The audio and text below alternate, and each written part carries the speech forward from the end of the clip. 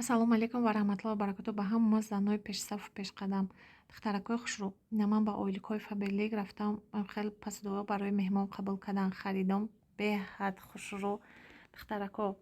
Дар муддати 21 рӯз дар даруни хона шишта кӣ метия дар мо хел пулои хушрӯ ки мо орзуҳомонро амалӣ кунем.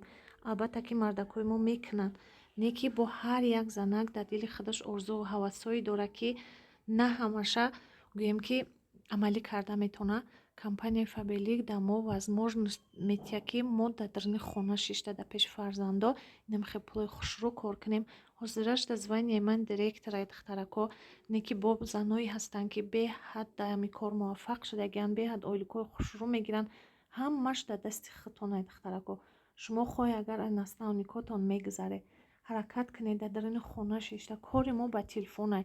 Ай мо чӣ зависи дорам? Мо истифодабарандаи маҳсулотҳои ҳамин компания мешавем ва ранги худмон истифодабарандаҳоя дар кор даъват мекунем тамом. Ва 21 рӯз пас анами хел оиликҳои хушрӯ мегирем, анами хел чизои хушрӯ мехарем, ҳама орзуҳомонро амалӣ мекунем духтаракҳо. Марҳамат кунед, кор кунед, ҳаракат кунед, зиндагитонро ба Фаберлик дигаргун кунед.